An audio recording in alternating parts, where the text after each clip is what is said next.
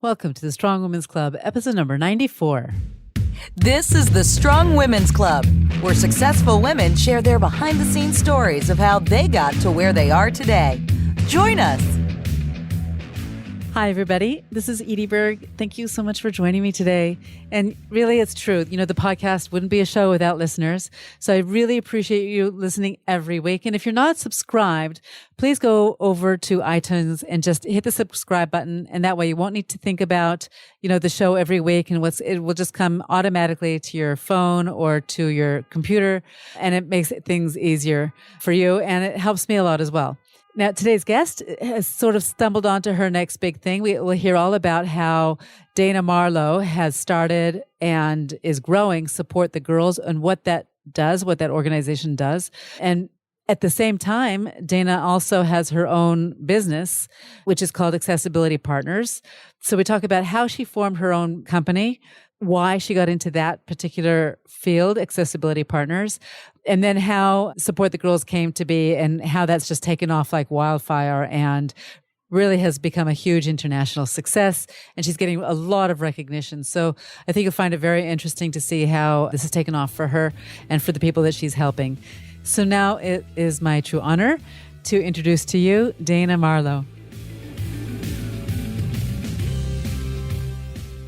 Dana Marlowe, thank you so much for coming on to the Strong Women's Club podcast. What a pleasure to have you. Thank you so much, Edie, for having me. Yeah, it's fun to get to talk to you. So we have a lot to talk about in a short period of time because you are very busy and you have some wonderful things that you are doing. So let's start. We'll do this chronologically, but let's just start in what kind of a family you grew up in and who you are and where you are and start right from the beginning. Okay, let's do it. So I'm from an amazing family, grew up outside New York City in the States and spent my childhood there and moved on after living in the greater New York City suburbs, which was a fun place to grow up, to be able to have access to a lot of culture and people and diversity and food and opportunities. And then I moved on, went to college, and have moved around the States for quite a while. So what did you study at university? So my undergrad was focused on professional and technical communication, as well as sign language interpreting. So I have 2 degrees from Rochester Institute of Technology in that. And then for graduate school, I focused my work on interpersonal and organizational communication and did that work in Texas in the university in Austin.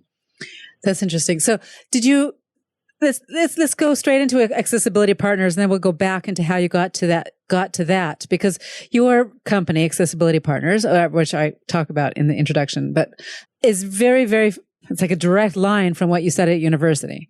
It seems to be, but oftentimes it's not a direct line, and how you got to that point. So how did you what was the bridge between your university and getting to founding this company?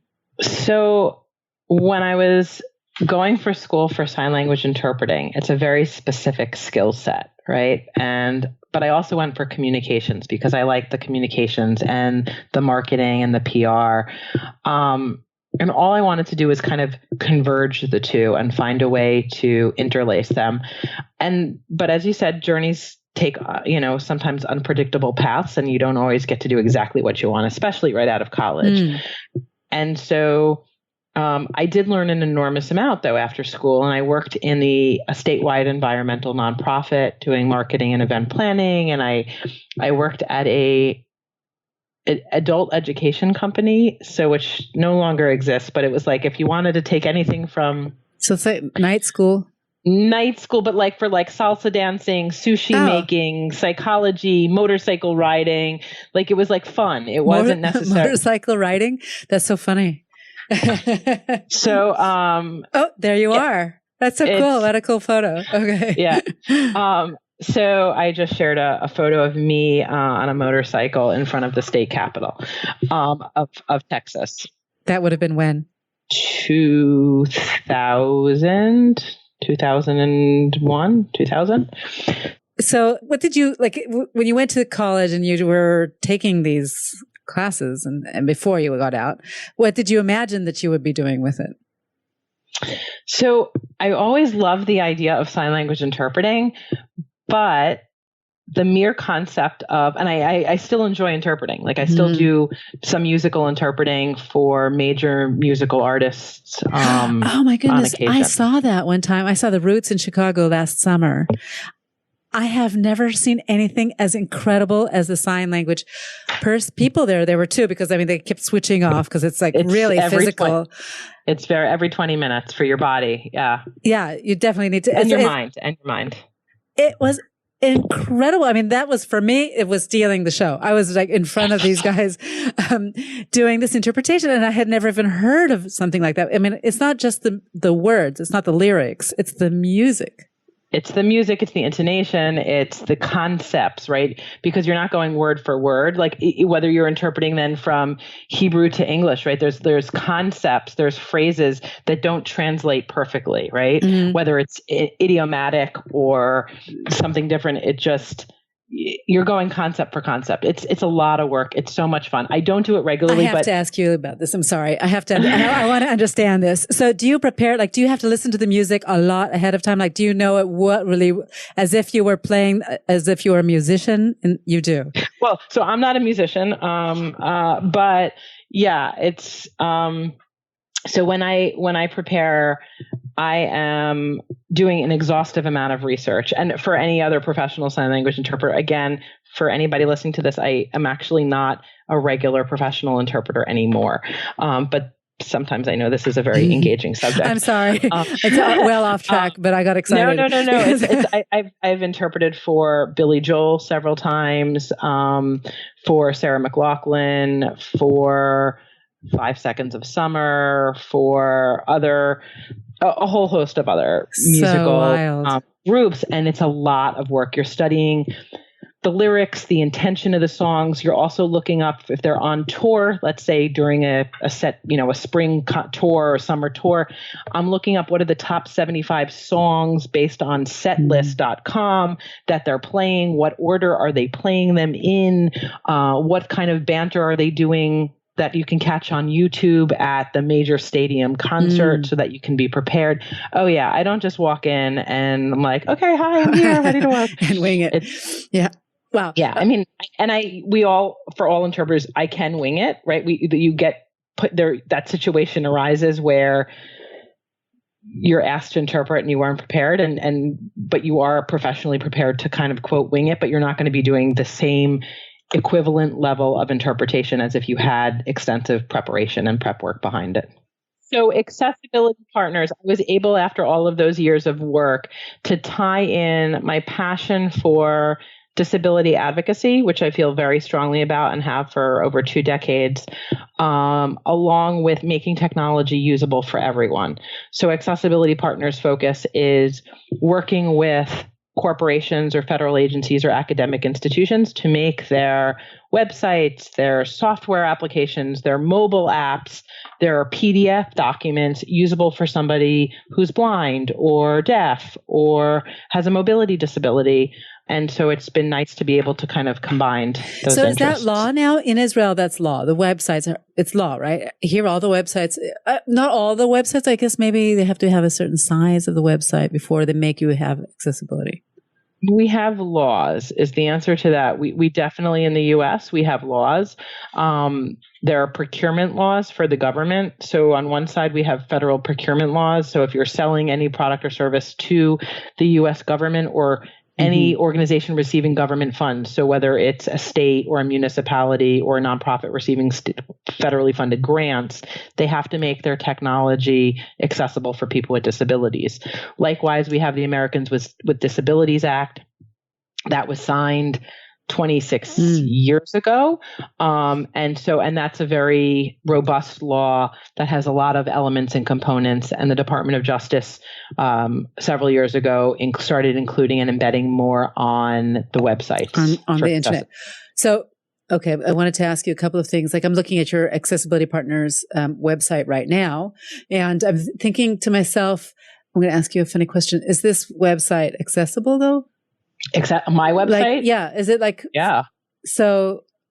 It sure is. So if you're blind, you can get anywhere. And if you're deaf, there's nothing on it that you wouldn't be able to see. And if you have a mobility disability and you're interacting with any kinds of assistive technology for any disability, it's totally accessible. It was designed with accessibility in mind, and then obviously I assume so. tested. So what I'm wondering is, because most of the sites that we have here have like a sign on them, like it's a kind of a symbol that says that it's for disabled people, like it's an accessible site. Right. And here I don't see it. So I'm wondering, right. I much rather have everyone have access than have to call attention to people with disabilities. Right. So how many employees do you have in your company, and where are they? And I saw you on another video, on another interview, where you had said that a good percentage of your employees have disabilities. Great. Yeah. So we have 12 employees, and we have a bunch of contractors as well that we work with for highly specialized, like niche areas. And our team is completely spread out across the United States. So I have a very strong telework model, and believe that people, if you're able to be empowered and if you're willing to work within a telework modality, mm-hmm. you can have some of the most incredible productive moments, and it doesn't matter if you're in your pajamas. Right. Right now, I mean, a lot of companies are like that now. I mean, we do a lot my husband is a teleradiologist even.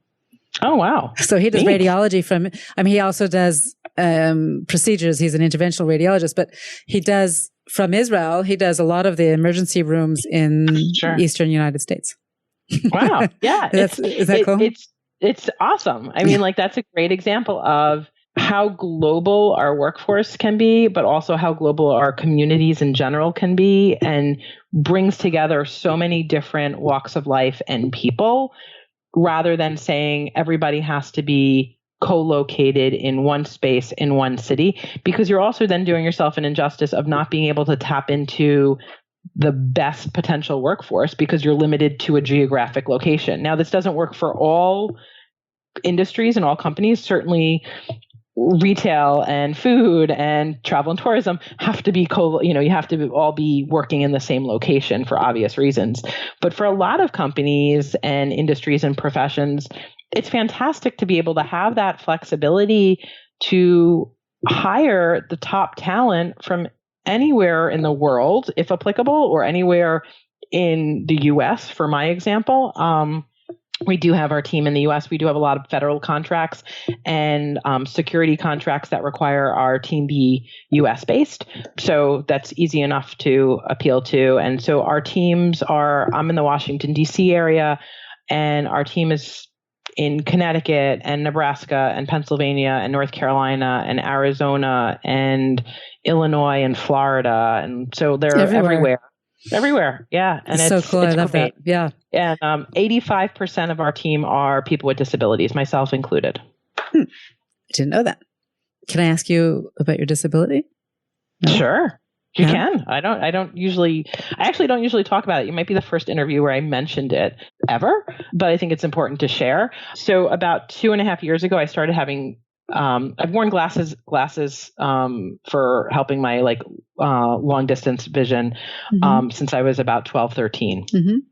But about 2.5 years ago, I started having significant vision problems, and we weren't sure what was going on. I went through a lot of tests and to a lot of medical professionals and doctors, and I just have a latent form of a couple different issues. But for those listening on the podcast, I'm holding up my glasses so Edie can see them in Israel, even though I'm in Washington, D.C., right? Look at that. So one side have lines. This is just a regular lens, and this side has we're going to pretend it's super clean for your podcast listeners that they don't need to know that. So this is a prism, right? It's a very clear, clean prism. Mm-hmm. Look at that. I've never seen that. So what is that called?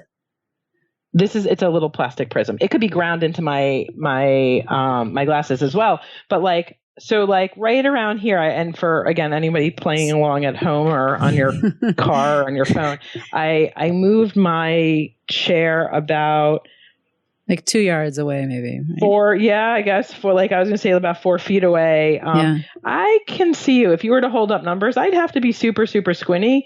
But I also have problems with the muscle control. So, so it's like a slight visual disability. So what does the prism do for you? makes my muscle, tricks my eye into making the muscle work. Oh, so interesting. So if I'm here, I don't need them. You're okay. Yeah, right.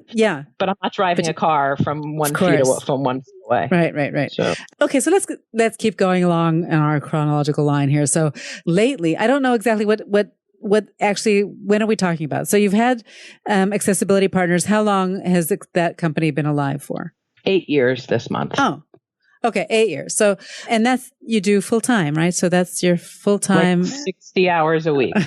Right. So more than full time, obviously. So you're working very, very hard on that, but you've recently become and I should mention that you won prizes also with Accessibility Partners. And just so I saw, you got Stevie Award, you got Jewish Women International Women to Watch Award for that. Oh no, that was for the second thing, right?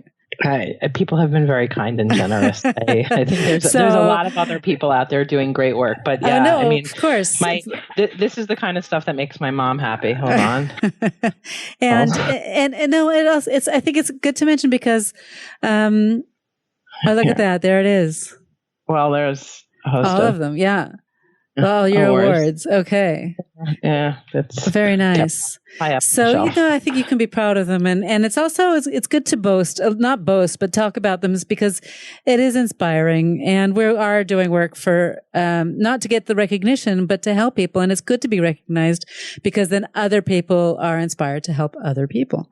So it's important. The whole thing with prizes and recognition is important. And we can talk about ourselves in, flattering light. It's also a good thing to do. So now you have also Support the Girls, which is kind of the main event in that you have been working at that for the last couple of years. When did this start? What is it? And why is everybody so excited about it? Sure. The crazy thing, just going back to what we were saying before, is how life's journeys can take you on some really wild twists and turns. And Support the Girls is one of those really wild twists and turns. As I share with people, I accidentally founded a global NGO. That's incredible. All right. So I didn't plan for it. I'm a planner. So for my company, there's a marketing plan, there was a business plan, there's reviews, et cetera. No, sometimes the absolutely wildest things can just happen. And how this came to be was spending so much time at Accessibility Partners and working, even though and again, I love it. This is my passion. I wasn't taking time for myself. I wasn't focused on self-care. I'm married and my husband's amazing. And we have 2 young boys, and it kind of just gets busy. Life gets busy, and I wasn't exercising and I wasn't eating right. And I've made some very conscious changes to do that, to exercise and eat better. And lo and behold, when you exercise and eat better for a long period of time, you lose weight. Wow. Right? The secret, the fountain of youth. The secret, apparently, all of these years, they're like, if you eat right and if you exercise. Okay, so I did it and I lost 35 pounds over a year and a half. Good for you. And thank you. I'm really a fashion train wreck, right? Like this is like the part of this that people really get excited about. I didn't dress up for you. Like for anybody again who's listening, Good. We're Skyping so we can see each other. Edie looks natural glamorous. form. No, I do her not. Her hair is done. Her lipstick is done. She's got a top that has shine and glitter. You and are bling so funny. And her office looks great, right? So I'm in like a 9-year-old ratty long shirt. It's comfy. It's rainy outside on the East Coast today. If I were really being truthful, I'd even show my sweatpants. Okay, so the bottom line is I'm a total fashion disaster.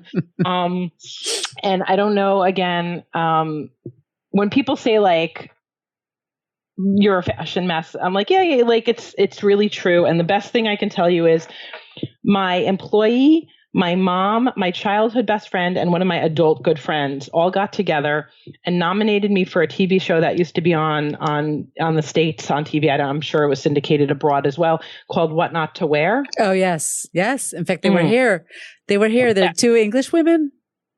One is a U.S. tranny and No, one is an American okay. woman and one is a man. Okay, so that's something else. All right. Stacy London, and I can't remember his name, but yeah, it's like a legitimate TV show that tries to help people like dress better. So like when I say I'm really a fashionista, I really don't care. Like I own it, right? So one of those interesting things about like leadership and qualities is like you just have to own who you are and be comfortable with that. And that doesn't come easy. It doesn't come immediately sometimes. Sometimes it takes time.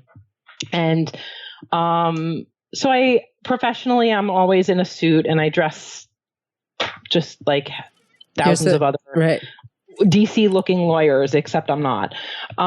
But casually, I'm a little bit of a mess. And so one morning, a little more than a year and a half ago, my husband said, Dana, your bras are not fitting.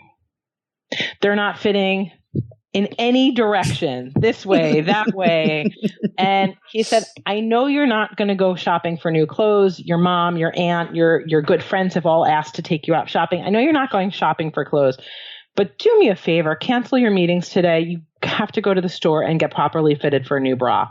Well, that is a supportive partner, so to speak. So, I went out that day and went fitted, and I went to a store called Soma, and Soma's great because they're not only are they very kind, they're very warm, and they do a great job at fitting you if you're comfortable to be fitted. And I really needed to know what size I was because after losing 35 pounds, everything changes and shifts. Sure. Mm-hmm. So they fitted me for some new bras, and as I was standing there, I asked the sales associate at Soma, hey, will you refurbish my old bras like a laptop? And she looked at me and she goes, you must be in IT. Yeah. Like nerd. And she said, no, but do you know, and she told me 4 really, really important things. She said, do you know that homeless women need bras? And Edie was like one of those like light bulb moments. I was like, oh my God, I've been living under a rock. How did I not know this? Right. So I went home and Googled this need, found a shelter in DC and confirmed it with a friend of mine who offered, she's like, oh my God, I didn't know this either. I'm going to give you my 20 bras. And I had 16 bras and sports bras and maternity bras and nursing bras. And I put it up on Facebook. Right. And I just have like a fun social page. Like it's just my personal page. And I wrote, I don't usually write about stuff like that, but I felt like maybe if I wasn't the only one, and my friend Ilana, who told me she didn't know about this need, I put it out there. And while I had spoken to the shelter that day, I said, I don't know what I don't know. Right. And for anything, right? For you, for me, for everything. Like, I don't know what I don't know. I know I don't know a lot. And if I didn't know that homeless women needed bras, while I donate my other clothes all the time, I'm donating coats, jackets, dresses, blankets, jeans, you would think, shoes, food. I mean, like we donate our stuff regularly, but I didn't know this need. I said, what else don't I know? What do you need? If I'm going to bring in my 16 bras, what else do you need? I asked the guy at the homeless shelter, and he said, maxi pads and tampons. Really? Full stop. I had never thought what it must feel like to have your period and be homeless. Right? I said, I'm going to go to one of our large stores here and pick up a whole bunch of maxi pads and tampons so that when I make the delivery of my bras, I'll bring some feminine hygiene products.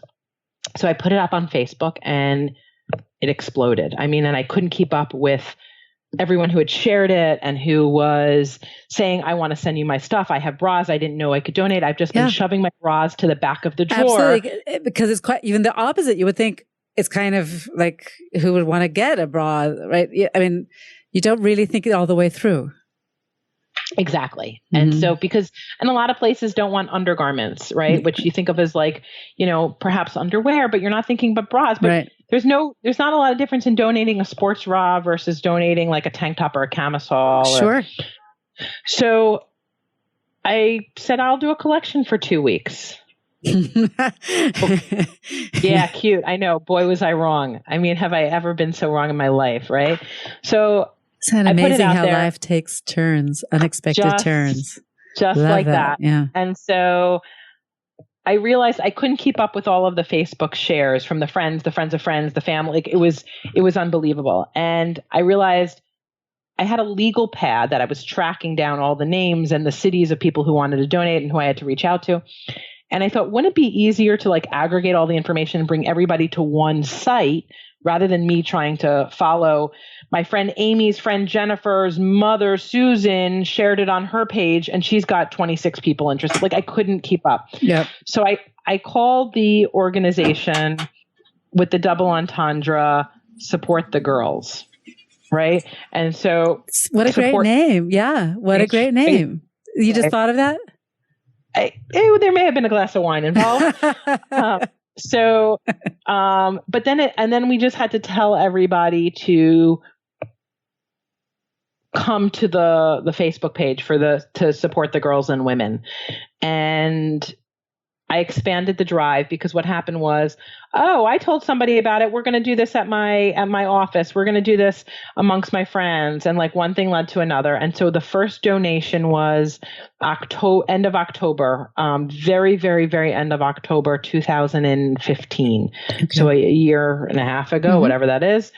And we donated over 1,000 bras and over 7,000 feminine hygiene products. That's maxi pads and tampons. Incredible.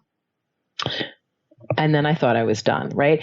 But so that you'll like this, right? So I thought this was like, okay, is this a one and done? But what is that?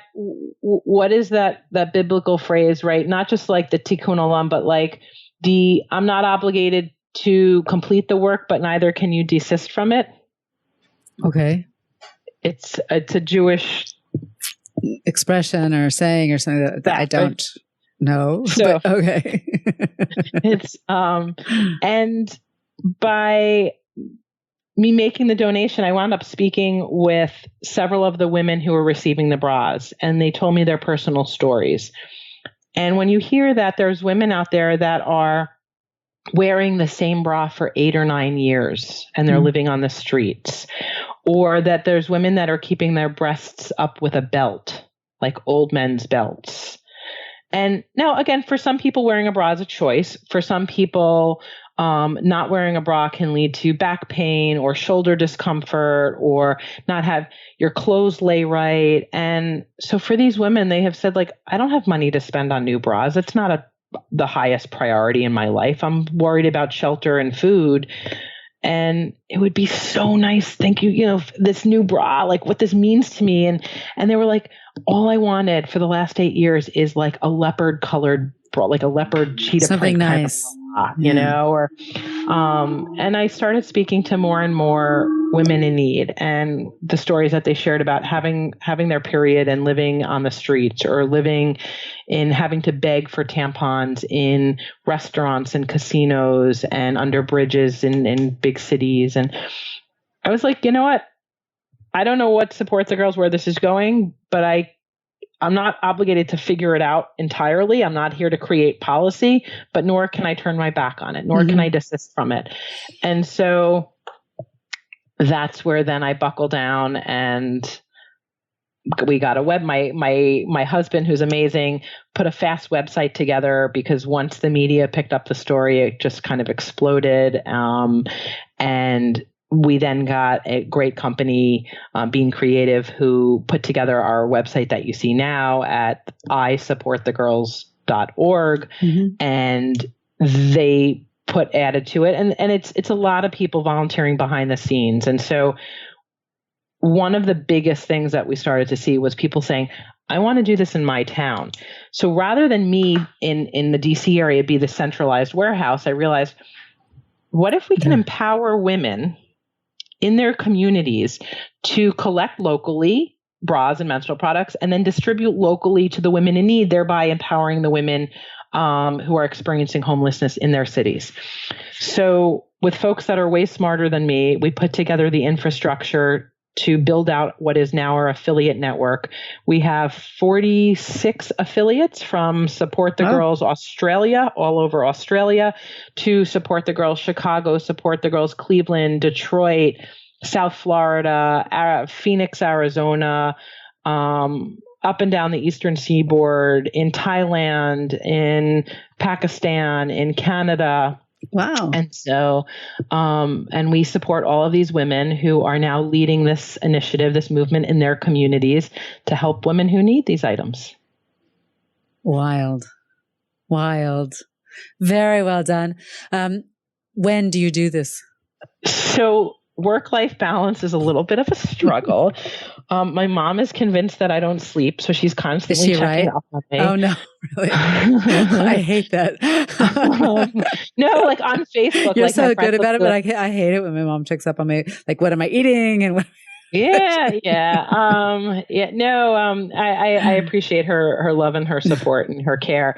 I'm not sleeping as well as I should, right? Like the honest answer is this is hard. Like I'm running 2 large organizations. Like neither of these are small by any means. Right. I mean, our accessibility partners has U.S. government agencies, other federal agencies, Fortune 100 and Fortune 500 corporations complete out our client list.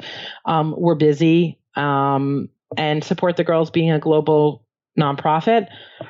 I'm the founder and functioning acting executive director. We have no funding, right? So the funny thing about this is we did some crowdfunding and people were kind and generous, but we don't have any like real big funding, VC right? or anything. Yeah. No, we don't have a staff. And none of those big companies, none of the big lingerie companies are interested. They have donated in kind products. So we have received, so to date, like our big numbers are like, it's staggering, Edie. We have done since that first donation, October 2015, which is again, not quite a year and a half.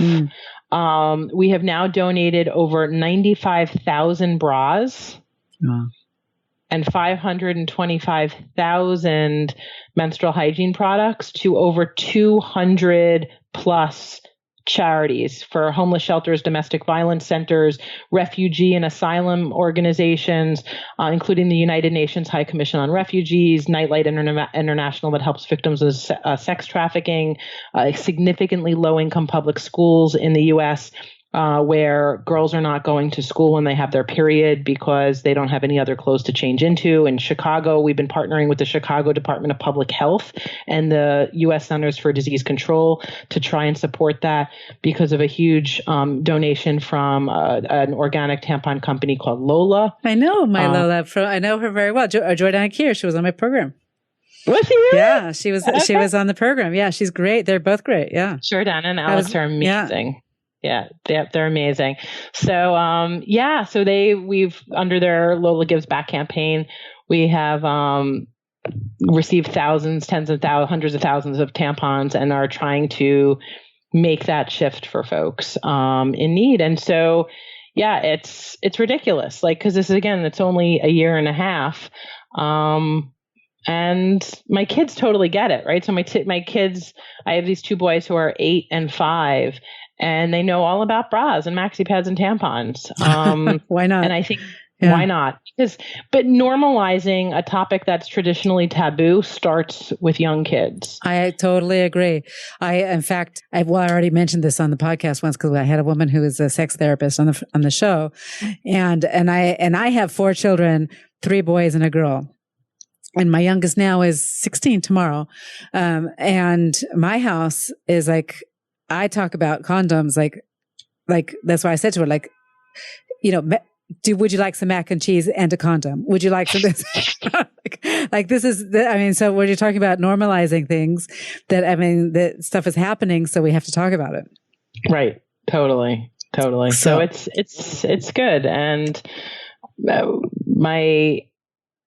it makes it easier as collections have been happening from Girl Scouts in elementary schools, in middle schools and high schools, in sororities. Major corporations have done collections. More and more people are starting to be comfortable walking around, donating a box of tampons or maxi pads or with their bras. And it raises awareness. And I think that's really... Okay. So what's the best way for people to get in touch with you and to help out if they want? So to visit our website, which is the letter I, Support the Girls, plural, .org, O-R-G. certainly look us up there. Our social media on Facebook, on Twitter, on Instagram is all there. Our Facebook page is the Facebook / support the girls and women. And then, of course, you can hit us up on Twitter and Instagram and share stories or ideas with us. Great. Thank you so much for your work. You're doing it's really, you say it very nonchalantly and say, oh yeah, I happened to start this huge movement. It just happened to me, but it doesn't really work that way. It really works as you had an idea and you wanted to do something about it and you didn't just think about it and then let it just, evaporate. You did something. I did something. And you did something. And I want to not just commend you, but show to people that it can be done and it should be done. And it's not as hard as maybe it seems. Like some things kind of like this has taken on a life of its own. Right. Totally. With you at the helm. Right. But I'm doing a lot of public speaking now. And one of the things that I share with folks at the very beginning of a talk, whether it's to a room of 5,000 teens or 1,000 adults, is if anyone had told me a year and a half ago that I would be speaking in a public forum about bras and tampons, I would have said you were crazy. And I'm somebody who's open. So if somebody had wanted to talk to me about it, I'm okay doing that. But I'm not an expert in this area. I mean, I have a period. I use feminine hygiene products. I wear a bra, but I'm not an expert in any sense of this. But being a business owner and an entrepreneur, particularly a social entrepreneur, has made my mind think in different ways. So as far as leveraging partnerships with whether it's small startup companies who want to donate generous amounts of in-kind products, whether it's bras or menstrual hygiene products or underwear or pajamas, or other hygiene kits, nail care kits, etc., I'm able to usually quickly figure out a distribution model and also play up the marketing and the social media to give thanks and gratitude and share and express our appreciation. Right. And they deserve it. Completely. And then a lot of major corporations have jumped on board. So Spotify just did a collection for Support the Girls at their corporate headquarters in New York and some other locations for International Women's Month, as did Omnicom Media Group and Society for Human Resource Management and the U.S. Department of State, the U.S. Department of Agriculture, the Marriott Corporation, the Food and Drug Administration. Wow. Like this list, like it's the NCAA, it's Quicken Loans, it's Salesforce, it's like... Wow. The list goes on of how many people have jumped on board to help out. And then that kind of helps push the messaging of what these needs are for homeless women who are often forgotten about or marginalized in such a way that it makes these topics even harder to discuss. Right. So if that's the case, sure, I'm happy to step up and figure out a way to do it. But I'm by no means an expert in any of this. I think so much of what has made this such a success is keeping things like this in mind. What does that say? The future is female. Right? Wow. So where did you get that? That's resting on a little bear on my desk. I can't flip the camera around. Right. No, but that's from a musician. Her name's Madam Gandhi, who like that. Kiran Gandhi really pushes out a great female focused messaging, and it's all of the people who have helped behind the scenes, because I'm not the smartest person, I'm not the best strategist, I'm not the best financial person, but I'm really blessed and lucky to have an incredible network of family and friends who have all of those skills, who, when they heard about this initiative and this little passion project, were like, we're going to roll up our sleeves. We're going to help you out. Let's figure out a way to do this and grow it so that we can help more people and have a more impactful, meaningful organization, because there seems to be a niche and like a little niche in this spot. That was forgotten. Yeah. It was forgotten. And it's a funny little supply and demand issue, right? There's a high supply of these unused bras that are being shoved into the back of women's drawers, thinking that they're going to use them for another day. And there's this high demand of... You have them. You can send them to me right now. We don't have an Israel affiliate. But yeah, it's next time you're in the States, so we can figure that out. Okay. All right. Well, Dana Marlowe, thank you so much for telling us your stories, all of them, and being patient with me when we got through the whole thing. What a pleasure to have you on the program. Thank you so much for having me, Edie. This has been a great time. Thank you again to Dana Marlowe for coming on to the Strong Women's Club podcast. I hope you caught that important point in Dana's story. She basically accidentally came across an opportunity to do really good work and good things in the world. And now she has speaking engagements and people asking her advice. And she's become an expert in this field, even though she kind of denies it, but she is. And it all started with a yes and a small idea. And isn't it kind of great how sometimes life can really just take on a whirlwind turn and very unexpectedly, but in a welcomed kind of a way, huge opportunities can come to you. And who knows where this will take Dana, and time will only tell, and how she uses this momentum that she has now. And you must also be open to taking advantage of new opportunities, new situations. And also know that you can't plan everything perfectly. You can't know exactly month to month and week to week and day to day what can happen. I mean, it's great to have a plan and work by it, but you must also keep your mind and your heart open to new, fantastic opportunities. Right? Dana said she couldn't have guessed in her wildest dreams a couple of years ago that today she'd be speaking all around the country about women's undergarments and feminine hygiene products. But she is. And life is great that way sometimes. So with hard work and, as I said, an open mind and open heart, great things can happen to you also. Thank you so much for joining me today. Remember, please go and subscribe to this podcast. And you do that by going to iTunes, looking for the Strong Women's Club, and just clicking on the word subscribe. It makes things easier for you, and it also really helps me out. So thank you. Go have a really great, strong week, everybody. Litrot.